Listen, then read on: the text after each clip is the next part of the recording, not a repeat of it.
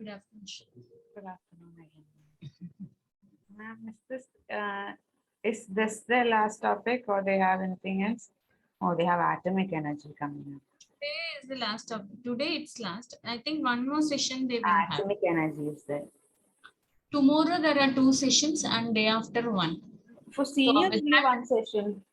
seniors only one. Tomorrow I think basic and junior have one. Basic, I've got one. Basic Tomorrow, and junior one. junior. Now all of them have only one more session to go. Yeah, one more only. Initially they planned 4 only. I think it has gone to 5 now.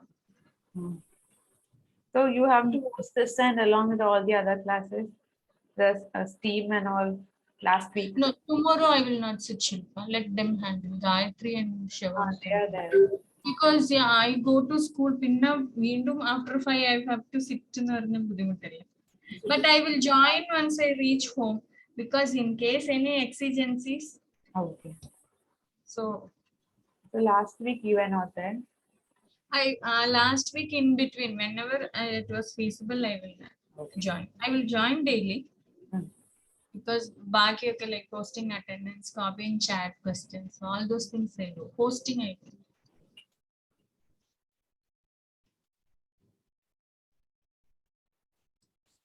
Ma'am. Ma'am, you're on mute. Also the Previous session was very energetic session, right? Very interactive, very lively. Questions were very valid, and his session also was very engaging. Yes. Probably because it's a branch of science which all of us are curious. Also, we know a little bit of this and that. That is why. In this session, initially you will speak, ma'am, or in the end? Because last time you spoke in the end. I'll speak in the end.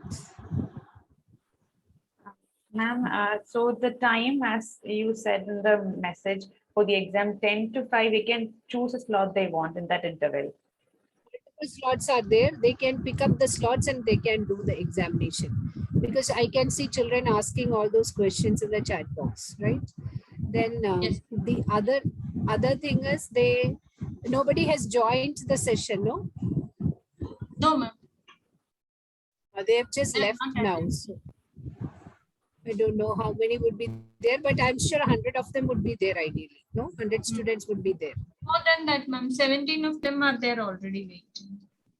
Just 17 are there already. Why we kept back to back today is that it's Sunday. So these children are otherwise full day in the school, and then again they come in the evening, they attend the session. It's little difficult, right? And one more thing I want to tell you, Shilpa, said be little more loud. I felt it was feeble. Is that so? Must be with that speakers, ma'am. Maybe I'll speak louder, ma'am. Maybe yeah, I felt a bit feeble, Shilpa, sometimes. Okay, maybe I'll speak louder.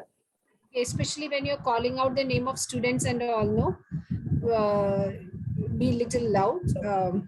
What is the introduction for this person? Can you just read out what you're reading about, sir? It is from the slide itself, ma'am. Secretary, Chief Secretary, Government of Kerala, Secretary of Coordination, Government of Kerala, Director General of Hydrocarbon Ministry of Petroleum Natural Gas, Central Provident Fund Commissioner, CEO of Employee Provident Fund Organization, and Dean of National Academy of Social Security. And about, he's a published author and a poet with several compositions in Malayalam language. Okay, so where is the talk about, why is he talking science then? What is the connect with that? Oh, I read in I read it in the. Okay, so just add on. He's an accomplished scientist who started his career in the Vikram Sarabhai Space Center, Trivandrum.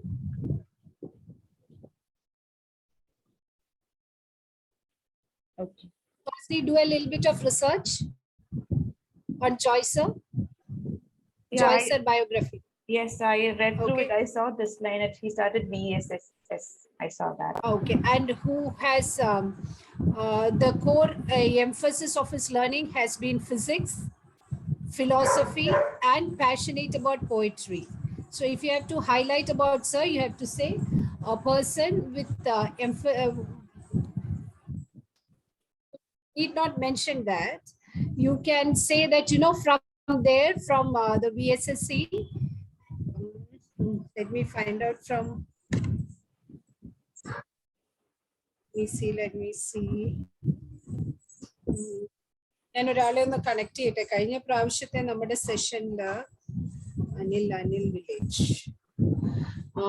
Then he has done his MPhil. He has done his MTech. He has done his MPhil. He has done his IAS. Then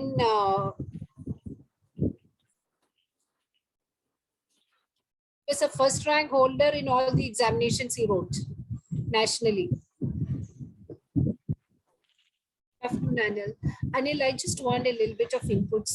The thing is, I want to know, like, നമ്മുടെ ജോയ് സാറിന്റെ biodata ഒന്ന് പറഞ്ഞു. Marveled at the bright moon, the fiery sun, and the shining stars. The astronomical backdrop then and what we see right now wouldn't have been much different, but the way we have started to interact with it, it's so different from then. The ancient humans that we said about right now meticulously observed, studied, and noted what they saw. And this later grew on to be a branch of science, in fact, one of the oldest branches of science, astronomy. In simple terms, it is the study of everything in the universe beyond the Earth's atmosphere, the study of planets, stars, and space. It is a discipline that opens your eyes and gives you context to our place in the universe. And it can even reshape how we change or how we see the world around us. And as the world progressed, the recent discoveries of the connection between the basic elements that make up the stars and the basic elements that make up the human body has further deepened the bond that we share with cosmos. Yes, astronomy is a field that has got immense number of unanswered questions. And isn't this mind-boggling, mysterious nature of astronomy that makes it truly special? I believe so. Now, let me introduce you to our speaker for this session. Today, as our speaker, we have an expert in astronomy, a scientist and an author, Dr. V.P. Joy, IAS, Chief Secretary, Government of Kerala. Dr. Joy is an accomplished scientist who started his career at Vikram Sarabhai Space Center, Trivandrum. With an official career in administration around 3.5 decades, he has alongside worked towards the propagation of science in the country. To mention few of Dr. Joy's accreditations, he is the Chief Secretary of Government of Kerala, Secretary of Coordination, Government of Kerala, Director General of Hydrocarbons, Ministry of Petroleum and Natural Gas, Government of India, Central Provident Fund Commissioner and CEO, Employees Provident Fund Organization, and Dean of National Academy of Social Security. Apart from his contribution in science and administration, he has also made his mark in literature. He is a published author and a poet with many stories and several poetic compositions in Malayalam language under his name. We are truly honored to have you here with us, sir. And I request Mrs. Chitra Shaijan, Executive Director, VSSF, to say a few words giving insight on today's session. Namaste, sir, and good evening to all the principals and students who are here for yet another session on a very, very interesting topic. Definitely space. Space is very, very intriguing. It always fascinates us. It's a very mystic branch of science, which gives us a lot of insights as to the growth and evolution of even mankind. So today we are here to hear from a very eminent luminary in the branch of science on the world view of physics, connecting with astronomy and space. So that is what we are going to be engaged in the next 1 hour. on how we can connect physics with astronomy and science. And obviously, you heard a brief about Dr. Joy sir. In fact, I would say it's just a brief. There is so much more to this person, who is an example of multiple intelligence, I would say, in the few interactions which I have had with sir. So just to add on to the magnanimity of this person, I would just like to add, though, Ms. Shilpa mentioned that sir started his career at the Vikram Sarabhai Space Center, but prior to that, he was awarded a doctoral degree from the Indian Institute of Technology on optimization of India's energy strategies for climate change and mitigation. So after his post-graduation in engineering, he joined the Vikram Sarabhai Space Center in 1985 and worked on the control and guidance of launch vehicles. Later on, he joined the Indian Administrative Service in 1987 and held various positions, what you're seeing in this dashboard right now. Apart from all this, whenever sir has spoken, he said, I am very, very fond of philosophy, physics, and poetry. These are three diverse branches which has, in a sense, when people like us watch it, it has no connection with each other. But, sir connects it so beautifully. And he's a very accomplished poet. He has even translated the Upanishads from Sanskrit. And he has around 154 publications to his credit and multiple awards for his literary work. In fact, it's a real honor to have a person of this great eminence to share, or in fact, to teach the little learners the mysteries of the universe through the pathways of physics. So once again, from our personal behalf, on behalf of VSSF, I would extend a cordial welcome to sir to share your insights to these little learners, because the objective is we have to shed some light, we have to throw some light on these branches so that they pursue it in the years to come. Over to you, sir. And I request students to be very, very attentive. Also, it would be nice if you can keep your video in the on mode. If you have enough bandwidth, it would be nice, especially when you're asking questions. Now, over to you, sir. Thank you, madam, and all my young friends who have assembled here. I'm extremely happy that you are all interested in knowing the world view of physics, which is the subject I have chosen to speak to you today. Of course, we are all learning science, especially physics, with a view, to get a view, to understanding of the universe and the place where we are living. And when Albert Einstein once expressed that the most incomprehensible thing about the universe is that it is comprehensible. That is one statement which he made. The universe is comprehensible, and at the same time, it is incomprehensible also. That is what physics tells us.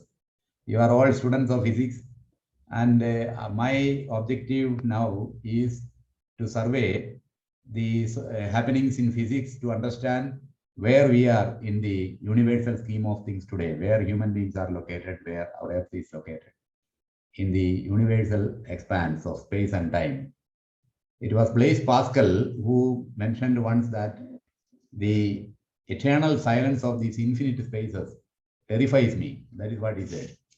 The eternal silence of these infinite spaces terrifies me. We are, of course, living in infinite spaces. If we look at where we are on this earth and what is the position of earth in the universe at large, it is actually, you all know that cosmology is a branch of physics which will look at these aspects in the overall structure of the universe and where the humans are placed in relation to it. So we are on earth, and we know that the ultimate limit for speed in the universe is the velocity of light. Light is the radiation which travels at maximum speed, which is 3 lakh kilometers a second or 1,80,000 miles a second. This everybody knows. That is the maximum limit at which energy or signal or anything can travel in the universe. Now, since light travels at a very high speed, we measure distances using light. This also I hope you understand. We measure distances as light second or light minute or light year, etc. If I say light second, it is a distance traveled by light in 1 second, which is 3 lakh kilometers per second, in 3 lakh kilometers. If I take a light year, it is a distance traveled by light in 1 full year, 365 days, traveling at 3 lakh kilometers a second. How far it is able to travel in 1 full year is what is called a light year. So because our universe is almost infinite, we have to look or measure distances in our universe using light years. How much, that is a unit. How much distance light travels in 1 year? Such a huge, enormous number, because every second it travels 3 lakh kilometers. So actually, so then using that scale, which is called light year, we look at the universe and find out where we are. I mean, on this earth. So when we look at it like this, we find that the light comes to earth from the sun, and it takes 8 minutes for light to travel from the earth to the sun. So 8 minutes you can easily calculate. It is 480 seconds, and 1 second it travels 3 lakh kilometers. It is 500 multiplied by 3 lakh kilometers, around 1,500 lakh kilometers, or around 15 crore kilometers. It will travel in 8 minutes to reach Earth. Now, suppose this light after reaching Earth goes forward further, and it has to cross the solar system. And we have 8 planets. So for light to cross the solar system, it will take about 5 hours. So from light starts from the sun, it reaches us in 8 minutes. It travels further, traveling every second 3 lakh kilometers. Remember that. It is a very huge number. Every second 3 lakh kilometers means it will go around the entire Earth maybe in 1 second 9 times. That much speed it is going. So when it goes like that, it takes 5 years to go beyond the solar system, to cross the solar system. And we know that our sun is an ordinary star in our solar system, in our Milky Way galaxy. Our solar system is in Milky Way galaxy. And in our Milky Way galaxy, there are around 300 to 400 billion stars like the sun. And 1 billion is 100 crore. So you can find out 300 to 400 billion stars is how much it is. It is 1 billion is, I said, 100 crore. So therefore, 300 billion is 300 into 100 crores, which is 30,000 crores. That means stars like sun in our Milky Way galaxy alone. Our Milky Way galaxy has 300 to 400 billion stars. So now there are so many stars like the sun in our galaxy. The crores and crores of stars like sun in Milky Way galaxy. So our light travels, it reaches 5 hours, it goes to the outside the solar system. Now it has to go to the nearest star.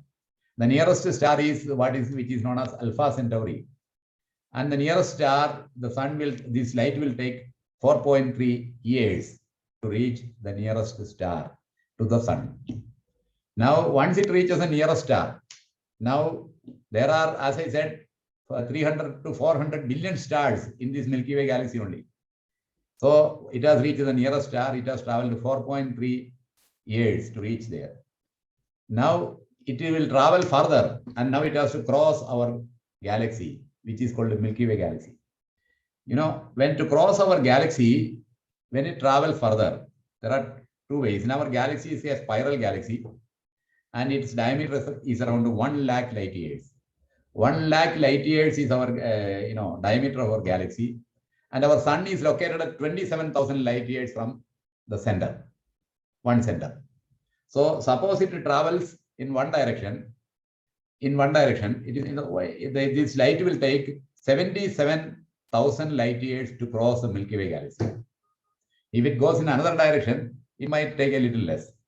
But to cross the Milky Way galaxy and get out of this galactic space, it will take 77,000 light years to go beyond the Milky Way galaxy. So I'm just looking at the time it takes light to come from the sun. I will tell the numbers. It is 8 minutes to reach our Earth. It is for 5 hours to get out of the solar system. It is 4.3 years to go to the nearest star. And it is now 77,000 years to go out of the Milky Way galaxy. Now, once it gets outside the Milky Way galaxy, this galaxy itself is 100 to 400 billion stars. Now, our galaxy is situated in what is known as a galactic cluster, a cluster of galaxies, and our cluster of galaxies is called the local group. Now, this local group has around 80 galaxies like the Milky Way. It has got around 80 galaxies like the Milky Way. Now, these 80 galaxies, now suppose this light has to cross a local group cluster.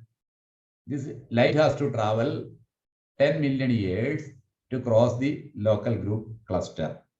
So the sun, the light which it takes 8 minutes to reach from the sun to the earth will take 10 million years to cross our local group cluster, because it has to cross Milky Way galaxy, then it has to, there are so many other galaxies, 80 galaxies are there in our local group cluster.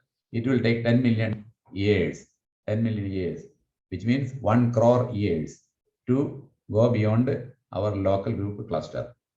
Now, our local group cluster is one of the clusters in what is known as local super cluster. There are so many clusters like this. So there are so many clusters in our like just like there are other galaxies. There are 80 galaxies in the local group itself, of which our Milky Way is just one. For example, there are other galaxies near to our Milky Way, which is another galaxy is Andromeda galaxy, which is near to our Milky Way. Now, this Andromeda, there are other, there are 3 galaxies which are close to our Milky Way. One is called the Large Magellanic Cloud. The second one is called the Small Magellanic Cloud, and the third one is called Andromeda. These large and small Magellanic Clouds are smaller galaxies compared to Milky Way. They are actually going around our Milky Way galaxy. But this Andromeda is a very big one, beyond our Milky Way galaxy, which is close to us within the local group itself. And the Andromeda galaxy is 2.5 million light years away from the Milky Way. And it has got 1 trillion stars. Trillion, 1, and then there are 12 zeros. So if you put 1 and then 12 zeros, you get a trillion. And that many stars are there in the single galaxy called Andromeda galaxy, which is a galaxy near to our Milky Way. So similarly, there are so many galaxies, 80 galaxies in our local group. And once we cross this local group, light will take 10 million years to cross a local group. And then there are similarly lot of clusters like the local group, and we reach the local supercluster. So in our local supercluster, if the light one has to cross a local supercluster, it will take 110 million light years, which is 11 crore years. 11 crore years, 1 crore year is sufficient to cross local group. But to cross local supercluster, it will take 11 crore years. So now the light which it takes 8 minutes to reach the Earth has taken 11 crore years to go to the local supercluster and get out of the cluster, supercluster. Now there are similarly large number of superclusters in the universe. So now this light travel further, and to reach the edge of the visible universe, the non-universe, the light will take 93 billion years. 93 billion years means what? 1 billion is 9 zeros. So 93 billion is, you have to put 193 and put 9 zeros. And that many years it will take for the light to reach the visible universe edge. As we know it, it does not mean that universe ends there, but it means that that is the farthest point from which light can reach our Earth. That's all. So that is the large scale structure of the universe in which we are living. And we try to understand this structure for what is happening in this universe by using our observation, our understanding. And that's why Einstein said that the most incomprehensible thing about the universe is that it is comprehensible. Now, how do we look at these kind of things, these kind of structures, the phenomena which is happening in all these places, trying to interpret them? One interesting thing about the universe is that it is homogeneous and isotropic. Generally, it is called homogeneous. In any direction you look, it looks the same. That is why it's called homogeneous and isotropic. Its density is almost the same in any direction. Matter is evenly distributed in any direction. So it is homogeneous and isotropic universe which we are living. Now, this kind of thing, what is meant by this homogeneity? It doesn't mean that it is perfectly kind of same everywhere. It only means like it is the nature by definition is organized in a self-repetitive manner. So if you just take a leaf, a green leaf, and look at it, it looks like a homogeneous green surface, very homogeneous and green surface, a leaf. But now you bring a very powerful microscope and look at the leaf, you will find that it is not that homogeneous the way in which it was looking. It has got a lot of other kind of structures and structures within structures, molecules, atoms, and things joined together with different shapes, sizes, etc. And it is not, it's a little bit rough if it is seen in that minute dimensions. Similar is the universe. When we say it is homogeneous and isotropic, it is homogeneous in a very big view. But if you start looking at it in a very microscopic manner, it is not that particular, it is not that homogeneous. It will have its own structures, large scale structures, clusters, superclusters, galaxies, then so many things. If we look at the earth, the sky with our naked eye, we can see say 3,000 to 4,000 stars with the naked eye. But actually speaking, when you look at the sky, you are not only seeing stars, you might see planets. In this area of called ecliptic, the planets may be moving around in that area. And you may be even seeing galaxies. Actually, the so-called galaxies with 1 trillion stars or say 500 crore stars. Such galaxies, when we look at the sky, it will appear like a spot, only one spot.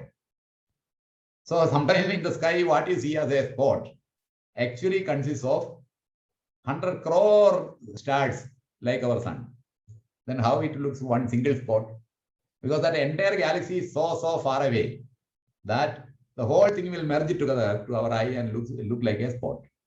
So even the entire galaxy you will see like a star only, sometimes if it is too far away in the sky.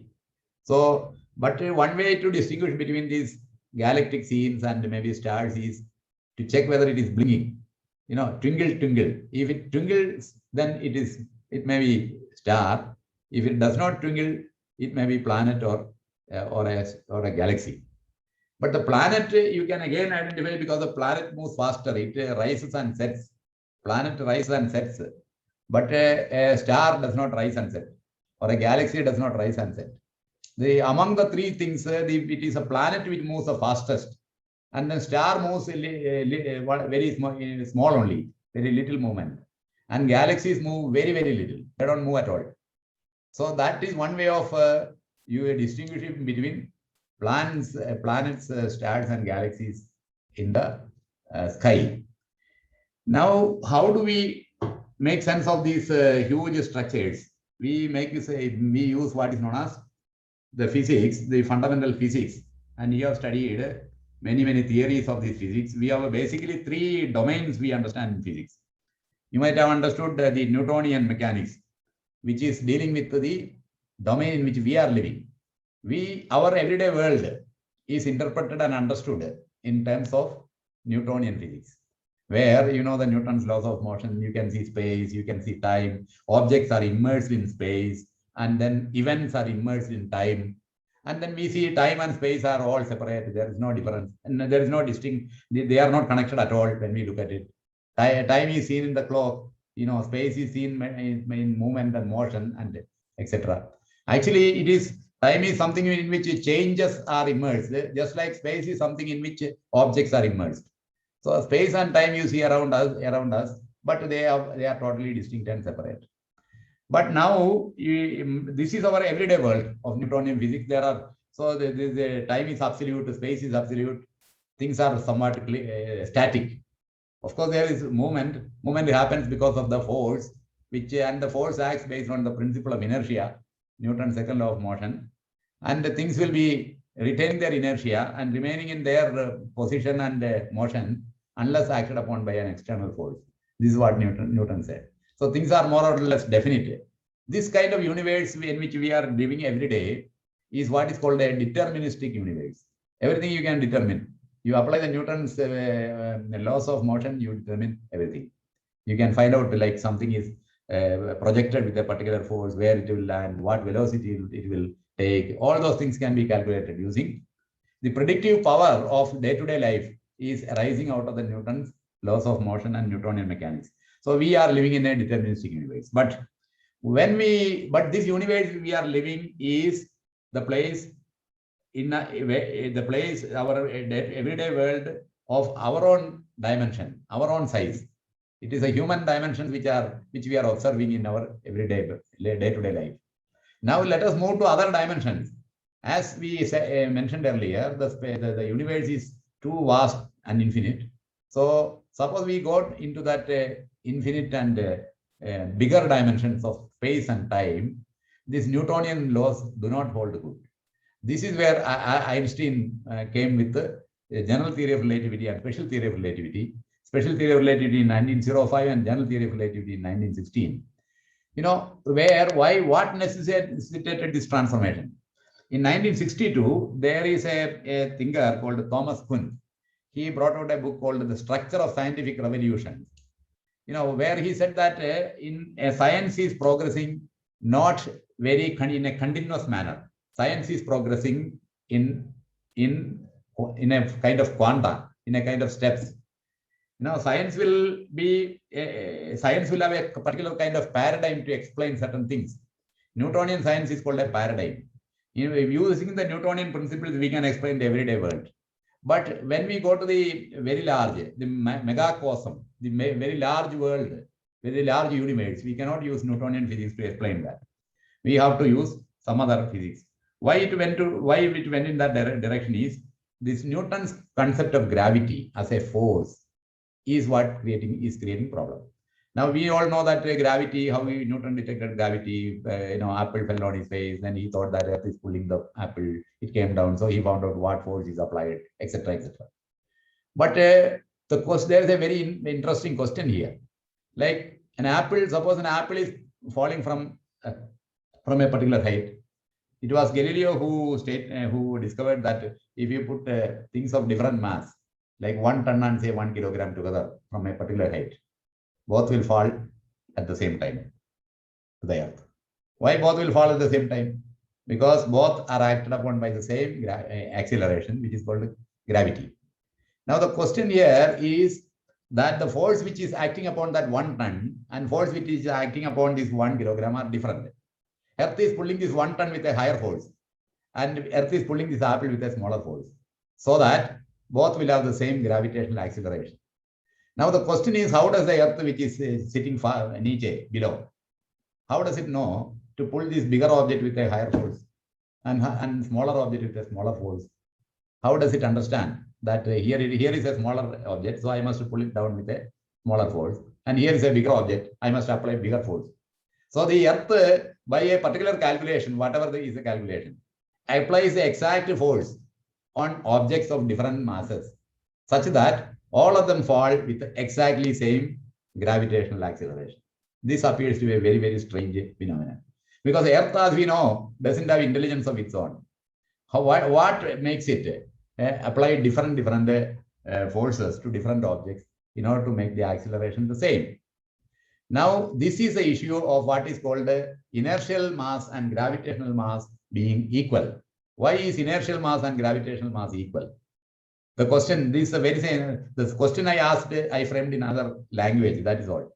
The question is, how does the Earth know to apply different forces to different objects such that all of them accelerate in the same manner? The same question I am asking in a different way. Why is inertial mass and gravitational mass different? Now, when this question is asked, Newtonian physics does not have any answer to this question.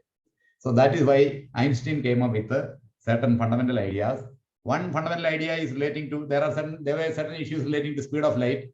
One fundamental idea is that light velocity is a maximum velocity which is not relative. Irrespective of the motion of the observer, light will appear to have the same velocity.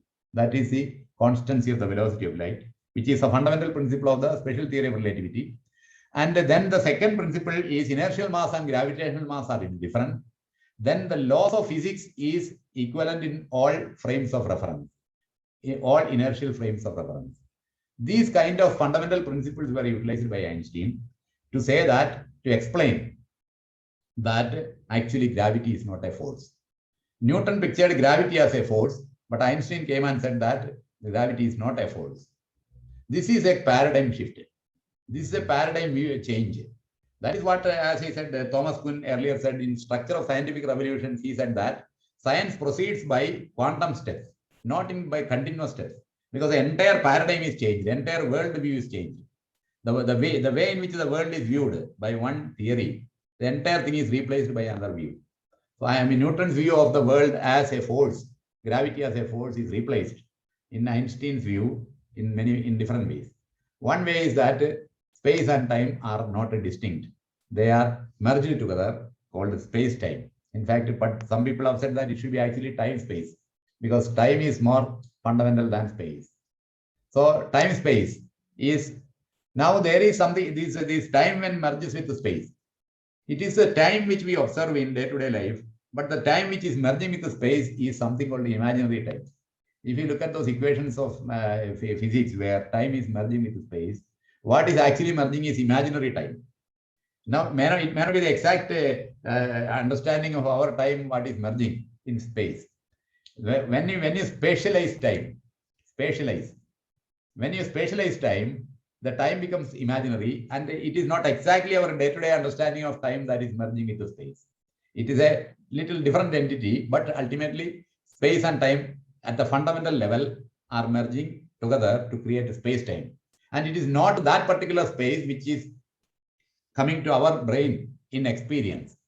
It may be a little different time, but at very high speeds, where and at very high speeds, at very high, very large distances, the space and time merges together, called space-time. Secondly, gravity, it does not become a force.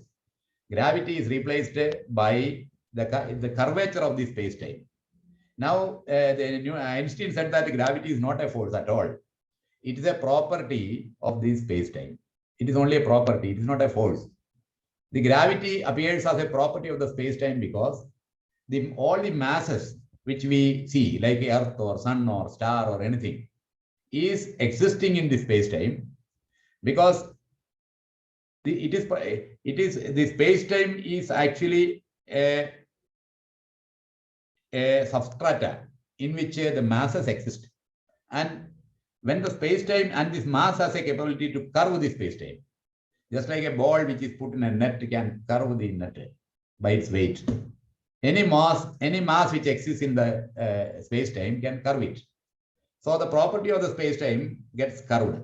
That curvature is a property of the space-time. When the mass creates curvature in space-time, any particular object which is existing in that space-time, if it is in motion, it will move according to that curvature only. It cannot move otherwise. So all motion takes place because of the curvature of space-time. So the apple, which is at a particular distance from Earth, is falling to Earth, not because Earth is pulling the apple, not because Earth is applying a force on the apple, but because Earth is curving the space-time around it, and the apple can move only along the curvature. And when the apple moves along the curvature, it moves towards Earth. So that is what is happening. It is not that Earth is applying any force. So this interpretation of gravity, not as a force, but as a curvature of space-time, is a fundamental paradigm shift. It is a totally different view of time. And this is what gives general theory of relativity as the better interpretation of gravity. General theory of relativity is considered to be one of the most beautiful theories of physics ever made so far. It was devised to understand this gravity and how this gravity is able to curve the space-time, and how this curvature of space-time can explain the movement of galaxies, stars, etc., in the large scale structure of the universe. So, and how this relativity principle, that light velocity is subject to is constant, irrespective of the observer, can merge with these principles to show this structure of space-time. This is a basic idea of general relativity. As you are all aware that the general relativity is using certain mathematical things. Now, all these explanations are happening, all these inputs are happening. Entire general theory of relativity was made just in the mind of one person, Albert Einstein. He did not do any experiment. He sat in a room, then with his brain he thought, and then using the concepts of the brain, using the principles of mathematics, he made this theory. Very beautiful theory. Many of the things which he predicted using that were later on proved after many years only. Like for example, he predicted that there will be, this light will bend when it passes near a heavy object. This was verified in 1919 by a scientist called Eddington. So, the fact that light will bend when it passes near a heavy object can be predicted using this general theory of relativity, which was subsequently proved. Similarly, so many other things have been, like gravitational waves exist. This is another prediction of general theory of relativity, which was proved in 2015 when two black holes which were orbiting each other, they crashed into each other and it created gravitational waves. So what is happening in the universe can be, they were proved or they were explained by general theory of relativity, which was created in the mind of a person. How it can happen like this, that the universe obeys certain principles or certain things which a person can invent using his mental concepts, imagination. So this is what is called the unreasonable effectiveness of mathematics in natural sciences. A person, one scientist, one thinker called Eugene Wigner, he wrote a book like this. And the unreasonable effectiveness of mathematics in natural sciences. How is mathematics able to understand these inner workings of nature, like the structure of the universe, the forces, the behavior of galaxies, etc., by mere thought? So how is mathematics able to picture these things? Because mathematics is an invention of our brain, our thought. So somehow our human mind seems to have a capability, seems to be able to formulate concepts, especially abstract concepts, using which we can interpret the world. So this kind of interpretation which we use in various theories can explain the world to some extent, but not to the full extent. So that is the main problem which we have. Now, I will come to that point also, then I will stop. To what extent the general theory of relativity explains the universe. Now, when we use this general theory of relativity, a lot of predictions can be made about what is happening about the stars, galaxies, how they move. So many things can be predicted, as I said earlier, like gravitational waves, gravitational lensing. There is another phenomenon called gravitational lensing, again relating to the bending of light. So those things can be predicted using the general theory of relativity. But when we now, our universe is formed 13.7 billion years ago. So why it happens? Because our universe is expanding. So since it is expanding, you project it back, and then you will come to a point where it originated. That origin happened 13.7 billion years ago. Now, that means since the universe is expanding, in the past it was smaller and smaller. Now it is becoming bigger and bigger. It is expanding. Now, in the past, it was smaller and smaller. So you take it to the past point beyond 1 billion years in the past, 2 billion years in the past, go like that. And when you go to the past 13.7 billion years, you will reach a point. So the universe must have originated as a point at that point of time. This is the idea of a Big Bang theory. This was formulated by Georges Lemaitre, a scientist called Georges Lemaitre. So this Big Bang theory says that the universe originated from a singularity, a single point. But the problem with the single point is that when the universe originated at these small dimension, if the universe becomes smaller and smaller, you imagine, at the end, it will reach a very small space, which is called the Planck dimension. So when it reaches Planck dimensions are very small dimensions. Planck dimension means in distance, in length, it is 1.6 into 10 raised to minus 35 meter. That is Planck length. And in time, it is 10 raised to minus 43 seconds. And in density, it is 10 raised to 93 gram per centimeter cube. These kind of dimensions. So suppose the universe was compressed into a distance, in a space of 1.6 into 10 raised to minus 35 meter, which is even less than the diameter of an electron. So So if you compress universe to that kind of very small dimension, which is called the Planck dimensions, what will happen is that the entire general theory of relativity breaks down. Now, up to that, that is a kind of wall, which is called a Planck wall. A Planck wall is reached, beyond which general theory of relativity always gives answers. Anything you ask, it gives infinity. Infinity, no answer. So all the equations break down at those dimensions, Planck dimensions. So we don't know what happened before this Planck dimension. We don't know what happened in the first from 0 time to 10 raised to minus 43 seconds. That is, there is no way to find it out. Now, here another problem is that the universe has 4 fundamental forces. You are all aware. Our universe has 4 fundamental forces. There are 2 fundamental forces within the nucleus of an atom, which is called a strong interaction and a weak interaction. And there is one fundamental force, which is the force of electromagnetic propagation, which is electromagnetic interaction. And then there is gravitational force. So these fundamental forces, gravity is only supposed to be one of the fundamental forces, but it is, in the Einstein's view, it is not a force, it is the curvature of space-time. Now, these 4 fundamental forces were interpreted in the classical physics. And out of these, the strong interaction is the strongest. Suppose it is the size is 1. Strong interaction is of a scale 1. Then electromagnetic interaction is 1/100th of that. And then weak interaction is 10 raised to minus 13. If strong interaction is 1, weak interaction is only 10 raised to minus 13. And gravitational force is 10 raised to minus 38. So weak interaction, the strong interaction is 1. Gravitational force is 10 raised to 10 to the power of minus 38 of that. It is very, very small. So out of all these forces, the weakest is the gravity. Weakest. Its force is the smallest. But when we try to explain the large scale structure of the universe, the gravity becomes the dominant force. Because the strong force and the weak force are within the nucleus. It is in the micro dimensions, though it is strong. Strong force is the strongest, but it is within the nucleus only. So weak force is again, not then next. It's also bigger than gravity, but that is also within a nucleus. Whereas when we go to the scale of the universe, it is gravity that dominates, though it is the weakest force. So that is why Einstein's theory of gravity or Einstein's general relativity theory tries to explain the large scale structure of the universe. But when we come to the original initial phase of the universe within Planck dimensions, it is not gravity. There what happens? Now all these forces start merging.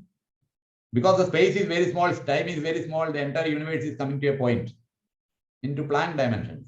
So at that point of time, all these forces have to merge together because the forces cannot now remain separate. So now strong force, weak force, electromagnetic force, everything will have to merge together.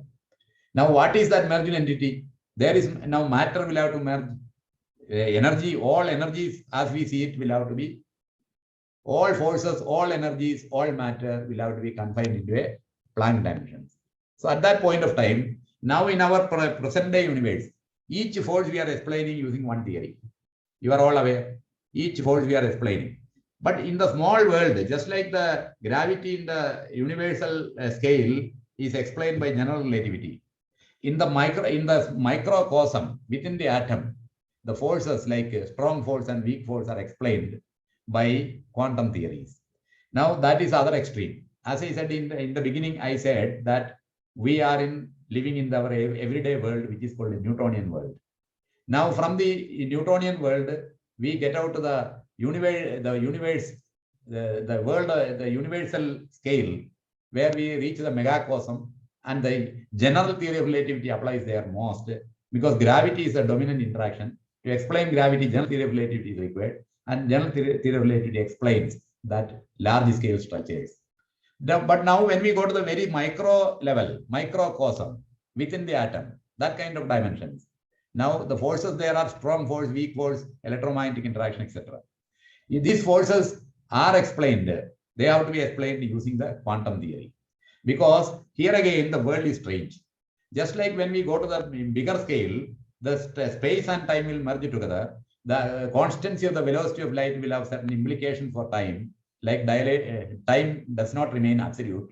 it gets dilated with regard to with respect to velocity. So masses do not remain the same. So these strange behaviors are shown by all these entities called time, space, mass, everything at such large scale structures.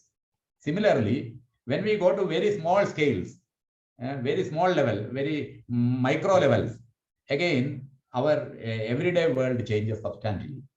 Our everyday world, which is a deterministic world, becomes indeterministic. Why it becomes indeterministic? Because what we can measure in our day-to-day world, like momentum, like velocity multiplied with mass is momentum. Action, energy multiplied by time is called action. So the entity is called this action, this momentum, this position, all those things which we can measure in our day-to-day world becomes not immeasurable in the micro world. The problem with the micro world is that you try to measure the position of the electron, which is an entity, micro entity. When you try to measure the position of the electron, what will happen? You will, every measurement you are using light or some energy. Without energy, you cannot measure anything. Because suppose I want to see this screen now, light has to come from that screen and fall upon my eyes. Then only I can see the screen. So any measurement in the universe or the world is by using some kind of energy. So when I try to measure the, say, position of an electron within an atom, what will happen is I will use some energy, photon. I will use a photon which is part of light, and using that photon, I try to measure this electron. And when this photon goes and tries to measure this electron position, photon will fall upon this electron, and the electron is such a small entity, because this photon will impart some energy to it, immediately the electron velocity will change, and now I cannot measure its velocity. Because when I try to measure the position of the electron, the very act of measurement will change its velocity and change its momentum, that its momentum becomes immeasurable. I cannot measure it now. So I cannot know the position and the momentum of the electron simultaneously is the problem. So at a very small levels, things are indeterminate, deterministic. It is not like a very everyday world. This principle is fundamental in the microcosm or micro world, which is called the uncertainty principle of Heisenberg. Now, this uncertainty principle is so fundamental that there are limits to the uncertainties. The product of uncertainties in position and momentum will be a particular number in the units of action. Similarly, the product of uncertainties in energy and time will be a particular number, which is called Planck's constant. It will be of the scale of the Planck's constant, which is units of action. So the uncertainties are products are constrained by Planck's constant, but individual uncertainties remain. So see, you reach an indeterministic world of quantum.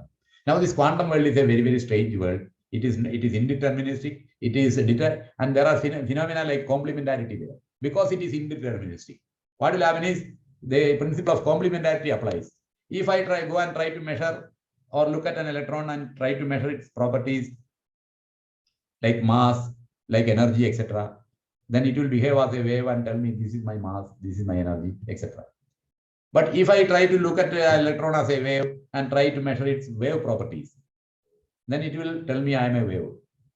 So this electron will change its color depending on what you want to measure it, how you see it. Electron as such is what it is, nobody knows.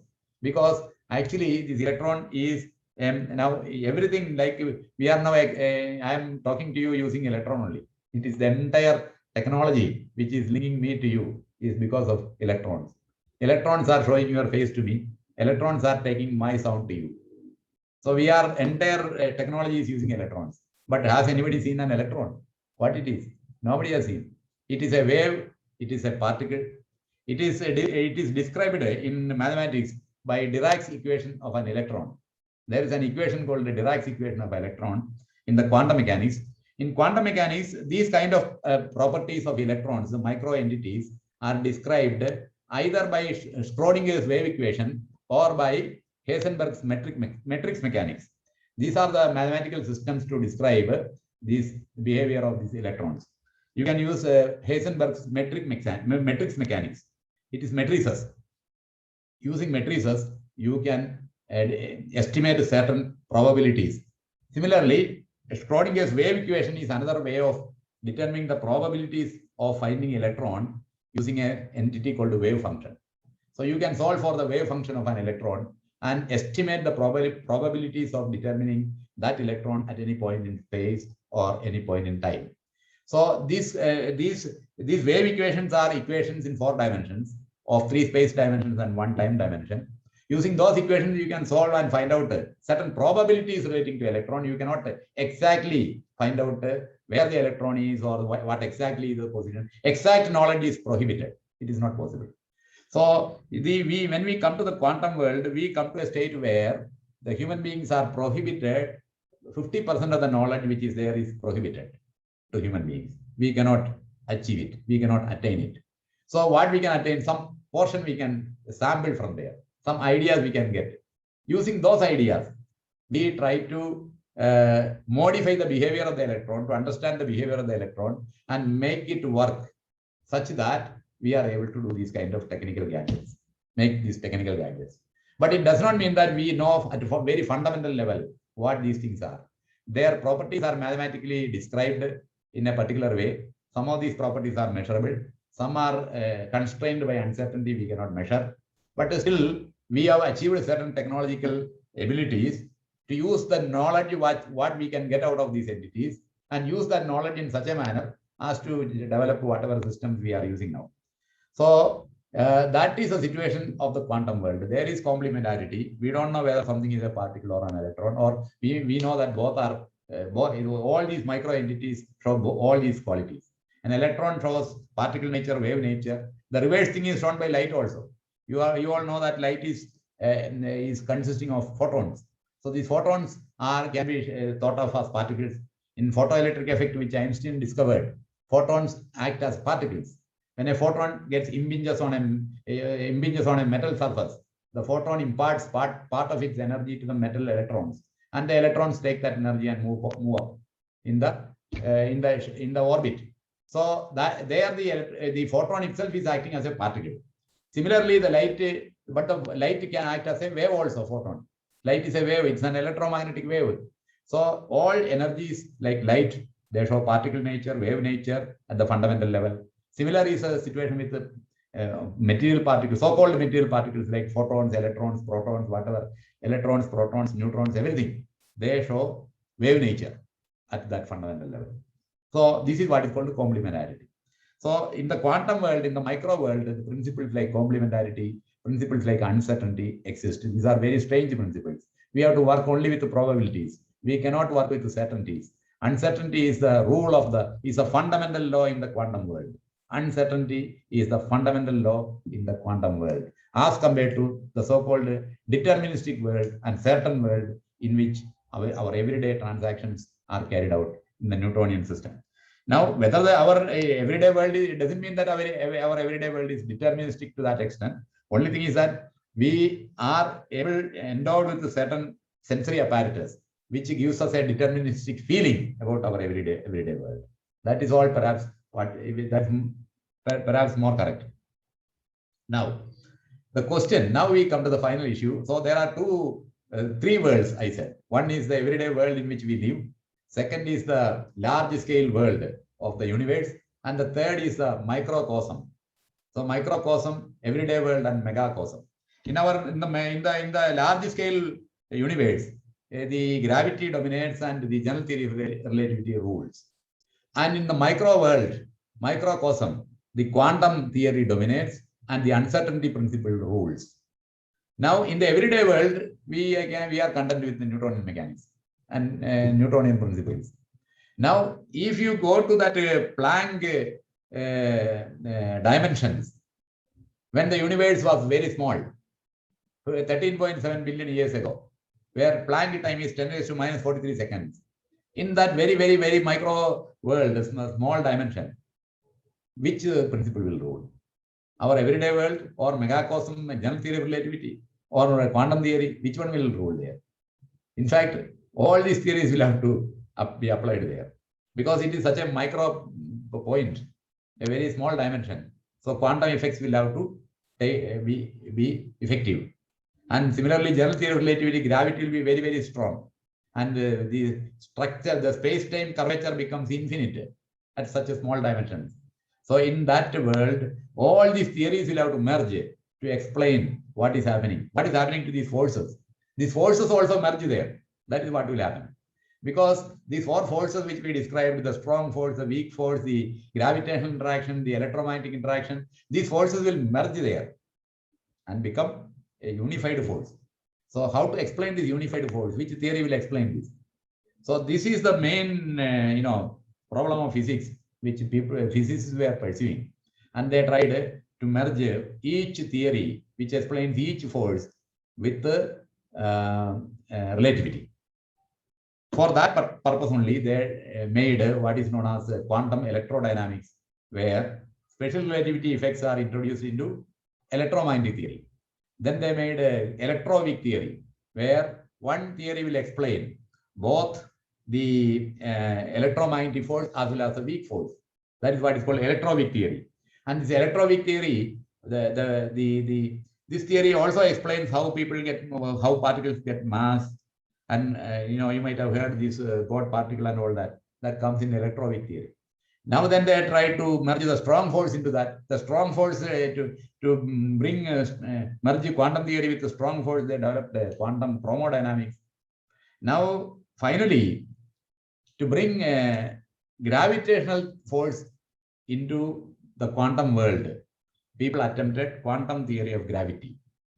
So except this one, everything has been successful. In the quantum world, people could explain in the micro world what is strong force, what is weak force, what is electromagnetic force, what is happening to these three forces in Planck dimensions, in micro world. That could be explained. There were theories were made. They are called quantum field theories. Those theories could explain what is happening to these three forces in the Planck dimension, in the micro world. But nobody could find a theory which will explain what will happen to gravity in these micro dimensions, in the Planck dimensions. So that is the biggest challenge. People are in search of this theory called the quantum theory of gravity, which will explain how gravity functions in the Planck dimensions. That no solution has been found. You might have heard of Professor Thanu Padmanabhan, who expired recently, Indian physicist, who tried to bring a different paradigm change again, because people tried a long time to merge quantum theory of gravity, develop it, nobody is able to do it. Now, probably at that point of time when crisis happens in physics, people think of paradigm changes. Because in the existing paradigm, if something could be explained, then people will be able to do it in a reasonable amount of time. If they are not able to do it, then they think that, okay, we are not able to, the basic framework with which we are looking at the reality may be wrong. So they start looking at the paradigm, the worldview, then change the entire worldview. Then perhaps that kind of change is what brought out general theory of relativity when Newtonian physics was existing. If the paradigm change is what brought general theory of relativity and tried to explain gravity at a bigger dimension. Similarly, a paradigm change is what brought quantum theory and tried to explain the micro world. Similarly, since the gravity cannot be explained at Planck levels, the people are now thinking of a paradigm change. People like Professor Thanu Padmanabhan thought about it. Now they thought that gravity is not even a curvature of space-time. Einstein thought gravity is a curvature of space-time. But that theory, general theory of relativity, which has been formulated based on that idea, cannot be properly explained within the quantum world, within the Planck dimensions. So, in order to explain what happens things within the Planck dimensions, people are thinking now that the space-time itself is an emergent property of something else. It is not that gravity is curvature of space-time. Gravity and space-time both are emergent properties of some underlying reality. So what is that underlying reality? Whether it is made of what is that constituents of that underlying reality, which is more fundamental than space and time, which is more fundamental than space-time.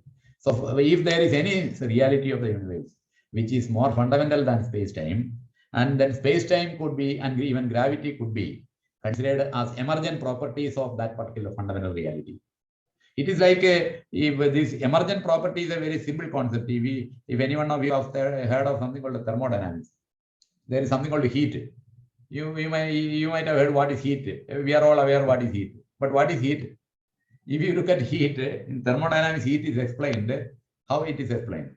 So any gas or liquid or anything which is having heat, it is basically consume molecules. A gas is consuming molecules. So these molecules are moving fast, they are colliding with each other, and they are doing a lot of things. Various types of motion is happening. It is the kinetic energies of motion and the collision energy is what is happening within the molecules, in the molecular system, is what is appearing as heat to us. So when we give heat, what is actually happening is these molecules are moving faster and faster. So it is basically the underlying motion of these molecules is what is appearing as heat to us. There is no such heat there in the body. In that particular material, there's only movement, there's only motion. So that movement appears as heat to us.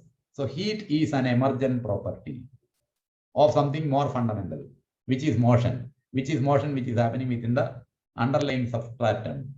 Is what is the concept of emergent property.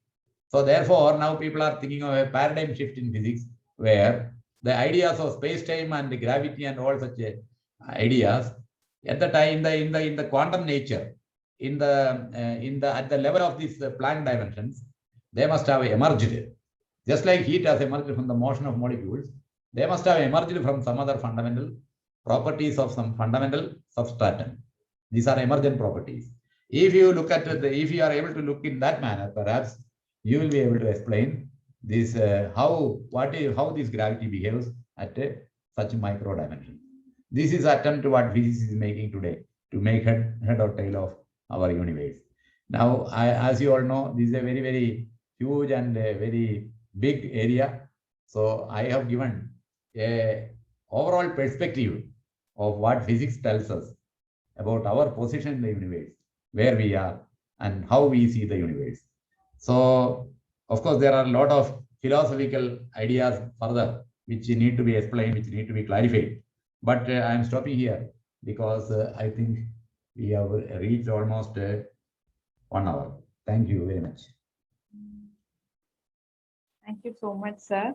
And as you said, you have taken up a very complex topic, but you have brought it down to the level of these young minds, and you have captured it in explaining the forces, the interlinking of the forces, and I think they would have surely grasped at least some of the topics that they wanted to hear about.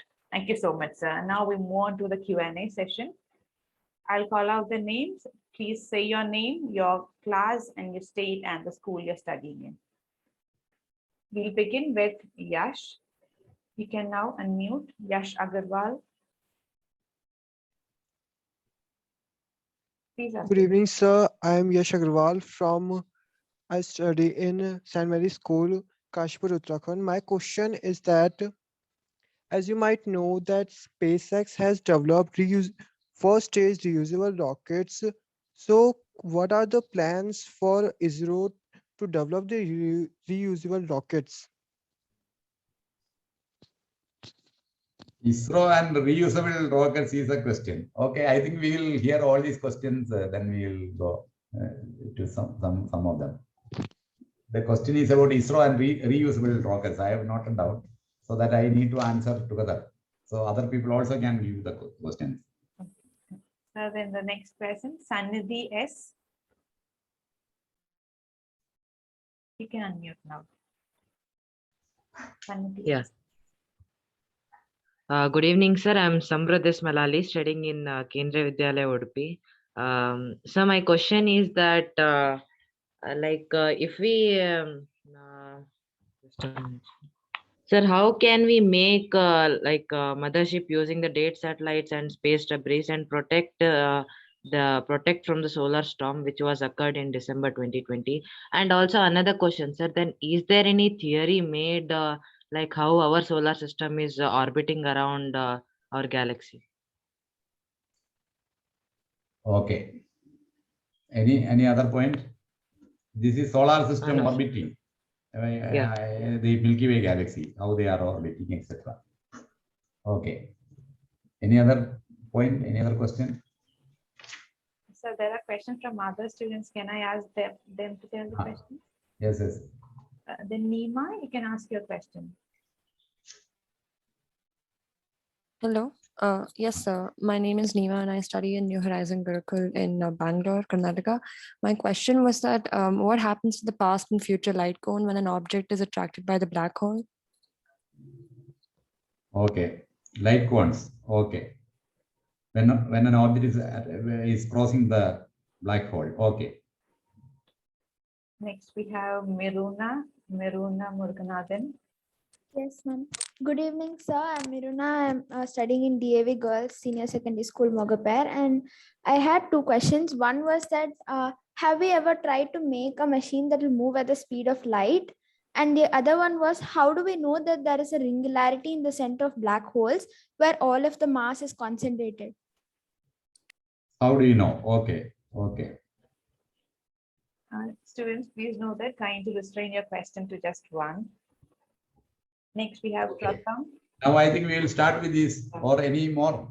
There are many more, sir, almost 8 Oh. more. Okay, now anyway, let me try some of these. After that, we will again come back for question.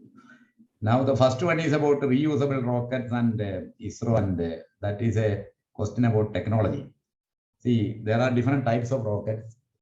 You know, some of the earlier rockets, you know, were not reusable. A rocket is specifically made for a particular purpose. It could be, it may be to put an artificial satellite in orbit, or it may be to put a geosynchronous satellite, or it may be to put a remote sensing satellite, or it may be to carry people to some, you know, like moon, or it could be even for launching something, a probe to probe the other planets, or to study something.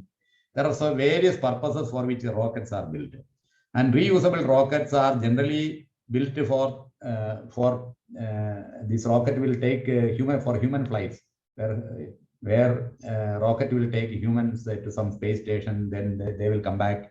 That rocket will come back again. That can be repeated. This kind of technology. Now all these things, these technological things are made.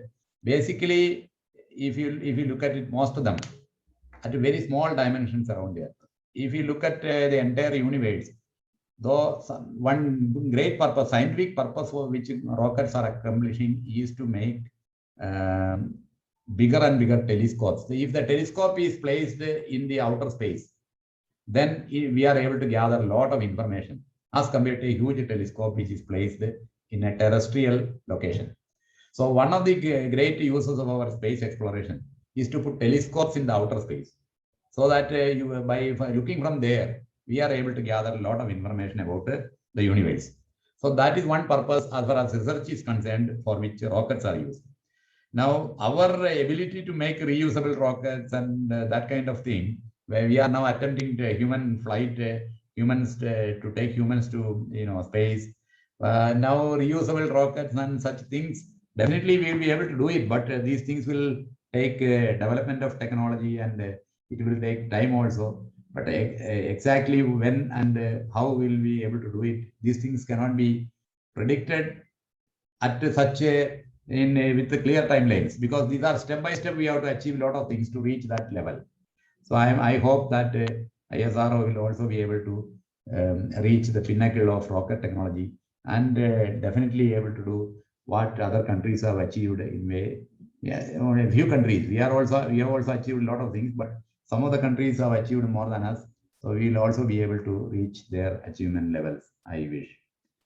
The idea about the solar system orbiting, our universe, all the stars, galaxies, everything is in motion. You are aware of that. Planets are moving around the sun.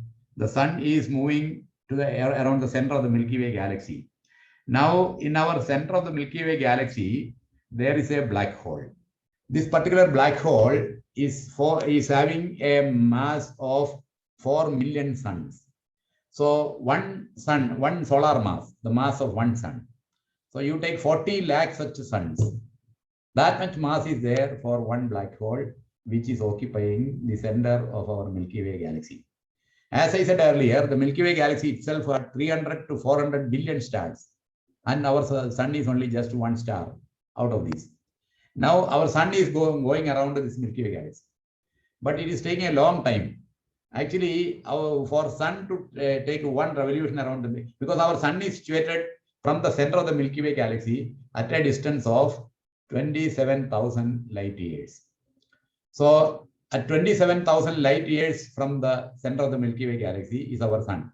The total diameter of Milky Way galaxy is 1 lakh light years, out of which from the center 27,000 light years away, the sun is there. So the sun has to take one full round around about our galaxy. It will take 230 million years. So 230 million years. So that is a rate at which that revolution is happening. Of course, it is going around the galaxy, but it is compared to what Earth goes around the sun. This is a very, very time-consuming process, as you are aware. Now, then another issue is about what was raised is about light cones. And past our light cone is a very important concept in the general theory of relativity. It is a concept where, see, it is a concept where suppose you, a person X is there at one particular point in space and time. A light is emanating from a source. He has a torch in his hand and light emanates. And when the light moves, light is moving at 3 lakh kilometers a second. So therefore, after 10 seconds, he will be within a sphere of, you imagine a sphere of diameter 30 lakh kilometers. So whatever happens within that 30 lakh kilometers only can be known to this person using this light which came out of the source. Which means since nothing can travel faster than light, at every moment when light is emanating from a source, that from that particular source it is going in a spherical manner. It is spreading out. So within a sphere of velocity of light multiplied by the time taken, so that this person or this object can be influenced only by events happening within that sphere. This is the idea of light cone. Now the idea of cone comes because suppose you take, instead of, if you take 3-dimensional space, it is a sphere. But if it takes 2-dimensional space, then put the 3rd dimension as time, then whatever events which can influence an actor will remain within a cone, which will spread out from that point upward, and the past light cone will be something which will spread down. So there will be one cone which is going up from the point of that particular observer, and another light cone where those events in the past which could influence him will all be contained in his past light cone. And all the events which could influence this particular person will be available in the future light cone. Nothing outside the light cone can influence this particular actor, this particular person. So at every moment, for each one of us, we have at this point of time, each of us have a past light cone and a future light cone. As far as we are concerned, because we are all on Earth, for all of us it is the one and the same. Because from us, suppose light is emanating, then within that domain in which light is going around from us, only from that domain events can influence us. So that is the idea of a light cone. And when this light cone, so for all observers, there's a light cone, there's a past light cone, there's a future light cone.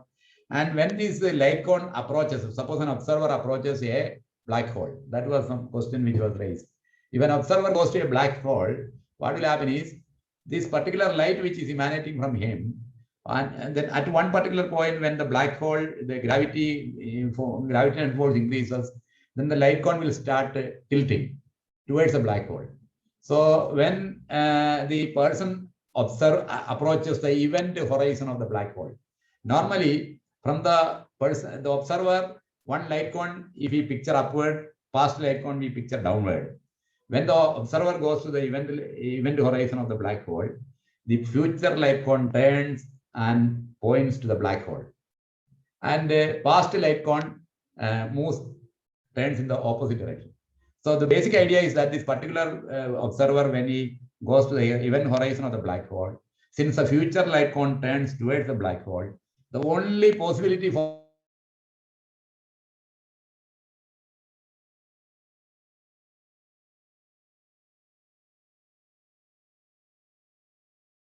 horizon means that the observer has no way of coming back.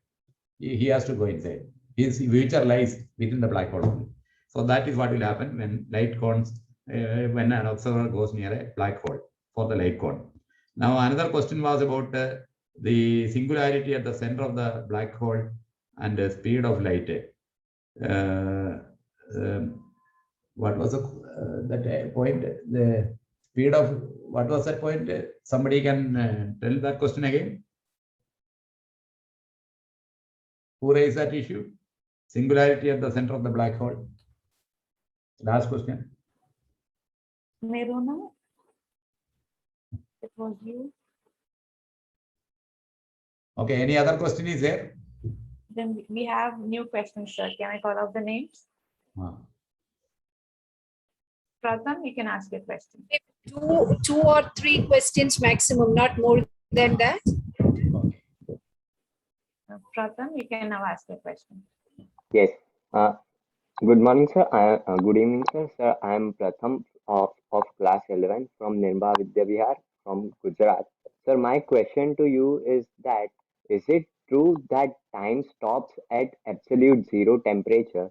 Because I somewhere read that time stops at absolute zero temperature because the temperature is so low that kinetic energy of the particle or atoms is negligible or zero.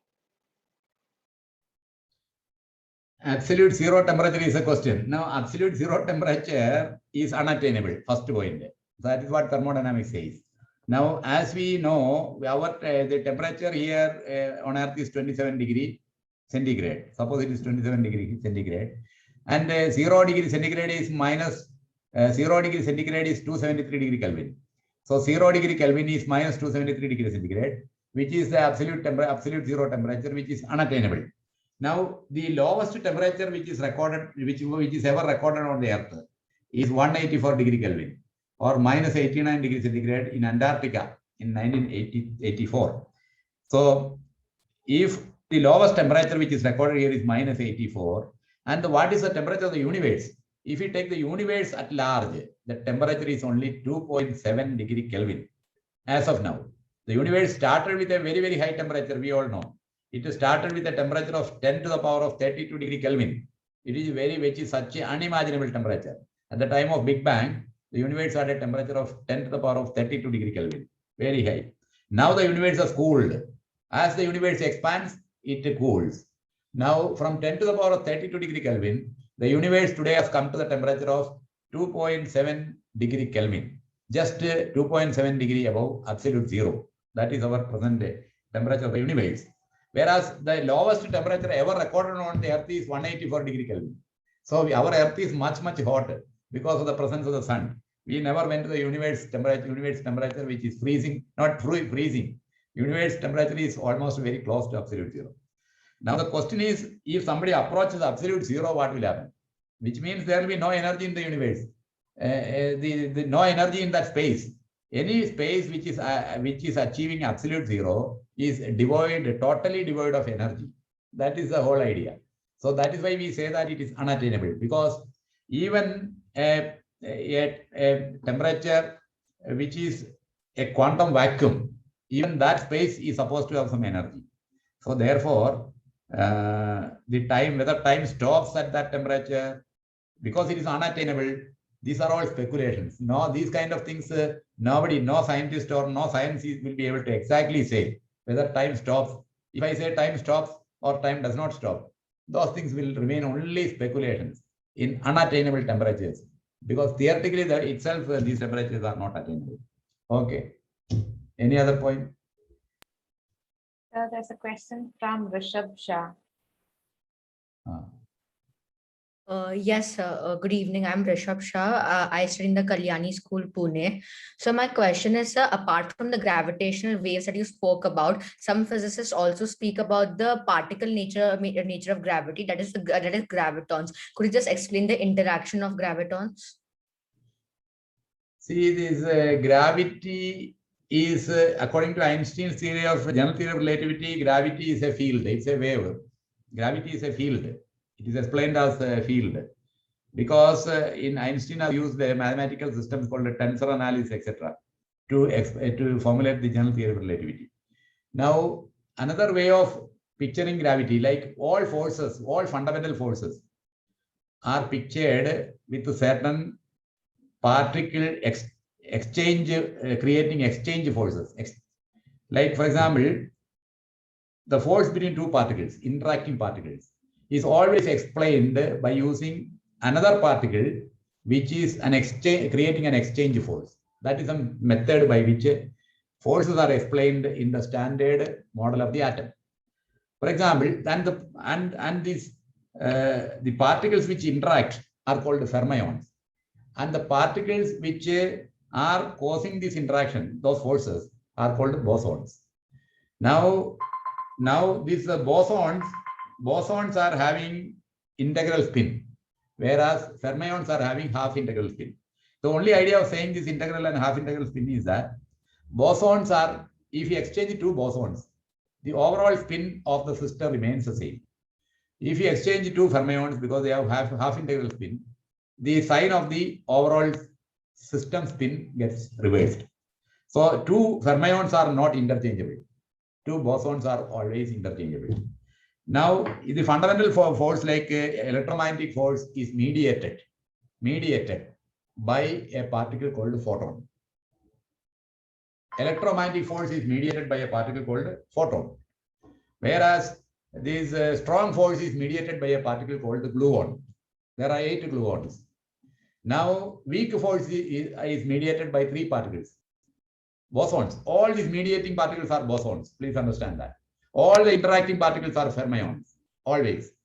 So electromagnetic force, their interacting particles are quarks or the internuclear particles. But the mediating particle, strong force, the interacting particles are quarks and other intranuclear particles. But the mediating particle is a gluon. The electromagnetic force, interacting particles are charges, the mediating particles are photon. Weak force, the interacting particles are intranuclear particles, but the mediating particles are W plus, W minus, and Z0 particles. These are bosons. Similarly, people thought that gravity, as if you picture it as a force, like what Newton did, it might require a mediating particle, and that particle they named the graviton. But this theory, now that Newton pictured gravity not as a particle, but as curvature of space-time, that kind of conception does not require gravitons. So, if you picture gravity as a force, just like other forces which require mediating particles, you can picture or imagine that gravity, if you interpret it as a force, you can imagine that it is mediated by a boson called graviton, but nobody has been able to find such a graviton. It is not experimentally proved. But other forces are mediated by various bosons. They have been experimentally proved, but not graviton. Now, in the Einsteinian theory of gravity, it is not required also. But since Einsteinian theory is breaking down at Planck dimensions, and if we are going to have further underlying paradigms changes, where gravity and even space-time becomes emergent properties of something else, then that something else could have some other mediating particles like gravitons, etc., which are still in stages of speculation and imagination. Okay. Any other question? Somebody asked one question, and it's about a black hole and all that, singularity at the center of black hole. If they can repeat it, I can attempt. It was Maruna, I think. So if Maruna wants to ask the question again. Or any other question?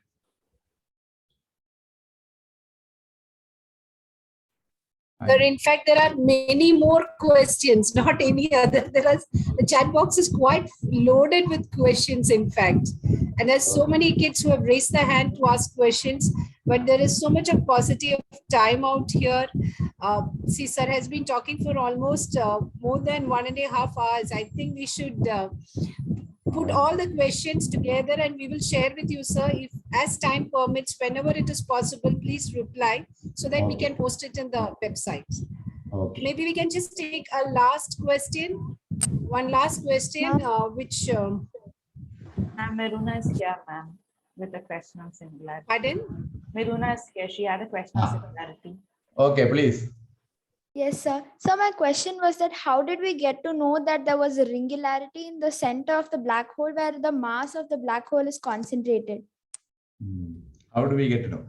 See, actually, this was predicted. This can be predicted by Einsteinian general theory of relativity. If we solve the equations of the general theory of relativity for a mass and for a heavy mass like a star, which is maybe 100 times the mass of the sun, that kind of massive star, or for the entire universe, and putting all that masses into the equations and try to solve this general theory of relativity, you will find that as time approaches zero, the density, the mass density will increase and the space will get reduced, shrunk. And then the entire mass will get concentrated at a smaller and smaller quanta of space-time. So at that point of time, the mass, the density can go to infinite, and then Einsteinian equations at those points will predict singularity. Singularity only means infinite density. So at that point of time, mass density becomes near infinite and equations will break down, and singularity is predicted by the Einstein equations. So that is how we come to know theoretically that black hole is possible.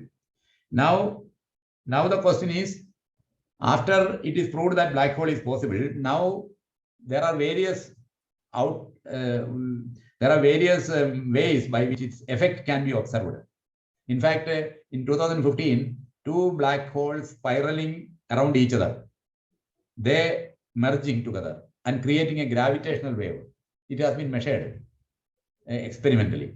So though theoretically black holes are predictable and predicted, practically we cannot observe a black hole, but we can observe its effect by means of the impact it is making on the orbits and motions of bodies around it. Also, some of the black holes have this capability because they are very heavy. For example, there is this black hole at the center of this Andromeda M87 galaxy, which is 6 billion solar masses. There is a black hole like that. Another galaxy in our Milky Way, which is called M87. It has got a black hole which is having a mass of 6 billion solar masses. 6 billion means what? 600 crore suns. That many mass is there only in one black hole. Such huge black holes have a tendency to just attract the nearby stars and just swallow them. So the phenomena of huge black holes swallowing nearby stars are observable. So therefore, we know that black holes exist in those regions of space-time. Thank you, sir. Okay. Due to the paucity of time, we have to come to an end of the Q&A sessions. So there are around 30 more hands raised with their questions, but we have to come to an end for the session. And thank you so much, sir, for taking time and explaining such a complex topic for these students and wanting to answer more, sir. Thank you so much. And it truly showed how much you want to popularize science and among these young minds. So as a vote of thanks to conclude, I request Deepnil to conclude. Good evening, sir. I'm Deepnil Ray from West Bengal DAV Public School, Kanyapur, Asansol. I was previously selected as a Spot 100 student, and I am also selected this year. I have attended many sessions for this long period of time, but true to my heart, this session was the best of all. And you covered from Schrodinger's equation, quantum length, Planck's constant, to everything out there, hypercone, special relativity, general relativity, and one cannot think of that much vastness of a knowledge in a person. And you just not only made the things like a child can understand it, you also made it so simple that even a person of any age, be it a very small children or be it of very large age, who is not interested, he or she would also gain interest in this. Sir, I know that you have given a lot of your important and valuable time out of your daily routine, and I am sure, sir, that a lot of new minds and young innovative minds with new ideas to create this world a better place and to create new Einsteins in this world is going to come up after that. Thank you, sir. Thank you, Dipnil Ray. Thank you. Thank you, sir. And thank you everyone for patient listening and active participation. I'm very happy that you, with your young mind and curiosity, you will be able to solve some of the problems which are still remaining in physics. As one thing I would like to tell each one of you is that when Alexander was young, he had a grievance against his father that if he conquered all the world, there will be nothing left to conquer. So, but in the world of science and knowledge, the point is that no such problem exists, because there is an infinite amount of ignorance which will be always there for humanity. So you have enough terrain and space to work upon and find out solutions. And there are extremely complicated problems awaiting you. And I'm sure that with your curiosity, you will be able to contribute further to the development of knowledge and science. And thank you all. Thank you so much, sir. Once again, I believe that you have inspired many of us here. Thank you so much. Thank you, sir. I really appreciate the time you have taken out from your such busy schedule, as Deepnil rightly mentioned, and the kind of the spectrum of topics you spanned in physics is so much that, children are going to look forward for further sessions from you. So thank you, sir, for the wonderful session you shared this evening with all of them. We really will look forward.